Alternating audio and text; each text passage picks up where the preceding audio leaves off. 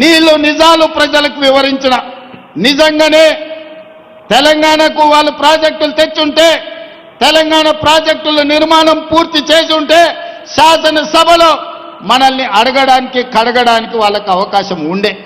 మరి ఎందుకు పారిపోయినో సభ నుంచి మీరు ఒక్కసారి ఆలోచన చెయ్యండి. ఈనాడు శాసనసభలో చర్చ పెడితే చర్చకు రానోళ్ళు, ప్రజల సమస్యల గురించి మాట్లాడనోళ్ళు ఇవాళ మనల్ని ప్రశ్నించే వాళ్ళ మీరు ఒక్కసారి ఆలోచన చేయండి. అందుకే మిత్రులారా, ఈనాడు ఐఐటి కావచ్చు, ఇంతకుముందే పెద్దలు జితేందర్ రెడ్డి గారు చెప్తున్నారు, తొందరలోనే డీకే అరుణమ్మ గారి మద్దతు ఐఐఎం మనం తెలంగాణకు తెచ్చుకోవాలి, ఐఐఎంను కూడా మహబూబ్ నగర్ జిల్లానే ఎక్కడనో ఒక దగ్గర మీరు ఇవ్వాలి అని. నాకెలాంటి అభ్యంతరం లేదు. మా అరుణమ్మతో కలిసి ప్రధానమంత్రి మోడీ దగ్గరికి వెళ్ళి తెలంగాణకు ఐఐఎంని ఇవ్వమని అడిగి ఐఐఎంను సాధించుకొని ఏదో ఒక స్థానంలో పాలమూరులోనే ఐఐఎంను మనం ప్రారంభించుకుందాం. ఎందుకంటే ఈనాడు ప్రభుత్వం దగ్గర పంచడానికి భూములు లేవు. ఈనాడు ఉచితంగా ఏమిచ్చినా అది శాశ్వతం కాదు. విద్య ఒక్కటే శాశ్వతం. ఇవాళ ఈ వేదిక మీద ఉన్న ఐఏఎస్లైనా, ఈ వేదిక మీద ఉన్న ప్రజాప్రతినిధులైనా చదువుకోబట్టే, విజ్ఞానం ఉండబట్టే ఈరోజు రాష్ట్రాన్ని, దేశాన్ని ఏలగలిగిన ఐఏఎస్ ఐపీఎస్ లైన్. అందుకే మొట్టమొదటి ప్రధానమంత్రి పండిత్ జవహర్లాల్ నెహ్రూ గారు ఇచ్చిన స్ఫూర్తితో ఎడ్యుకేషన్, ఇరిగేషనే మా మొదటి ప్రాధాన్యత. తెలంగాణ రాష్ట్రంలో అత్యధికంగా అభివృద్ధి చెందిన జిల్లాగా ఎడ్యుకేషన్లో, ఇరిగేషన్లో ఎవరైనా ఇతర రాష్ట్రాల నుంచి, ఇతర దేశాల నుంచి తెలంగాణ పర్యటనకు వస్తే పాలమూరు జిల్లానే చూపించాలనేది నా కల.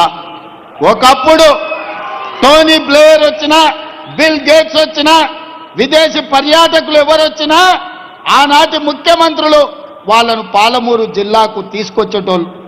ఎందుకయ్యా అంటే మన పేదరికాన్ని చూపించడానికి, మన వెనుకబాటుతనాన్ని చూపించి, అయ్యా మేమందరం వెనుకబడ్డాం, పాలమూరు వాళ్ళు నిరక్షరాస్యతతో కొట్టుమిట్టాడుతున్నాడు, పాలమూరు జిల్లా ప్రజలు వలసలు పోతున్నారు, తినడానికి తిండి లేదు, కట్టుకోవడానికి బట్టలు లేవు, ఈ పేదరికాన్ని చూసి మాకేమైనా బిచ్చమయ్యాయా అని అడుక్కోవడానికి మనల్ని చూపించేవాళ్ళు. ఇది ఎంత బాధాకరమైన విషయమో ఒక్కసారి ఆలోచన చెయ్యండి.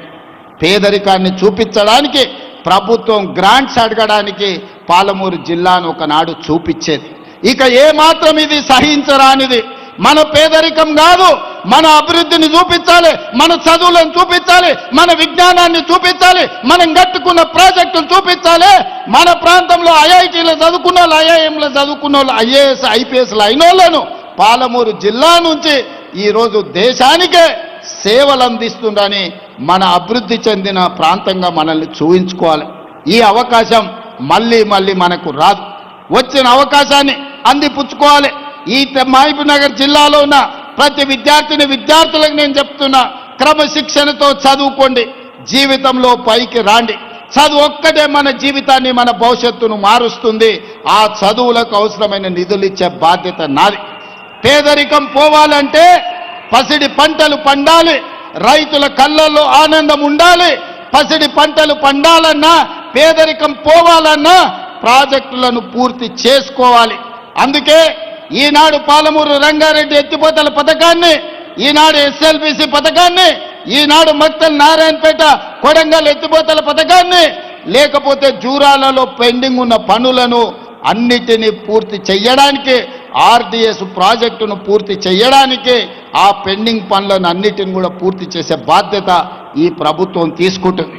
నా సూచన ఒక్కటే, మా సహచర ఎమ్మెల్యేలకు ఎక్కడెక్కడైతే భూసేకరణ ఉందో, ఎక్కడెక్కడైతే R&R ప్యాకేజీలు పెండింగ్ ఉన్నాయో మొట్టమొదట నష్ట పరిహారం వాళ్లకు ఇప్పించండి.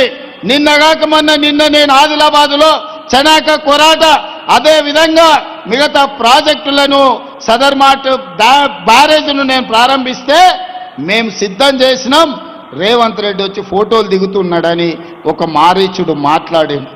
నేను మొన్న చెప్పిన, పురాణాలలో మీకు తెలుసు, శుక్రాచార్యుడు రాక్షసులకు గురువు, ఆయన ప్రియమైన శిష్యులు మారీచుడు, సుబాహుడు. ఎక్కడ దేవతలు యజ్ఞాలు చేసినా, ఎక్కడ దేవతలు యాగాలు చేసినా, ఎక్కడ లోక కళ్యాణం కోసం వాళ్ళు యజ్ఞం చేసినప్పుడు వాటిని భగ్నం చేయడానికి శుక్రాచార్యుడు మారీచుణ్ణి సుబాహుల్ని పంపించేటోడు. ఏ మాత్రం లోక కళ్యాణం జరగొద్దు, అక్కడ యజ్ఞాలు యాగాలను భగ్నం చేయండి అని. ఇవాళ కూడా ఒక శుక్రాచార్యుడు ప్రతిపక్ష నాయకుడిగా ఉన్నాడు, శాసనసభకు రమ్మంటే రాడు, శుక్రాచార్యుడు వై ఫామ్ హౌస్లు ఉంటాడు. మారీచుణ్ణి సుబాహుల్ని బావ బామ్మార్దుల ముసుగుల్లో అసెంబ్లీకి పంపించి ప్రాజెక్టులను అడ్డుకోమని ఈరోజు కుట్రలు కుతంత్రాలు చేస్తున్నాడు. కానీ మారీచుడు మాయలేడి రూపంలో వస్తే రాముడు బాణానికి ఏమైందో మీకు తెలుసు కదా.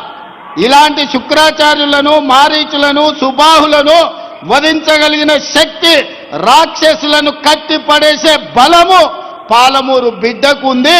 మాకు వ్యూహము తెలుసు, ఎత్తుగడ తెలుసు, దెబ్బకు దెబ్బ తీయడం కూడా తెలుసు. ఆనాడు చెల్లిందేమో పెద్దలు జైపాల్ రెడ్డి గారు, జానారెడ్డి గారు ఉన్నప్పుడు. ఈనాడు అది చెల్లదు.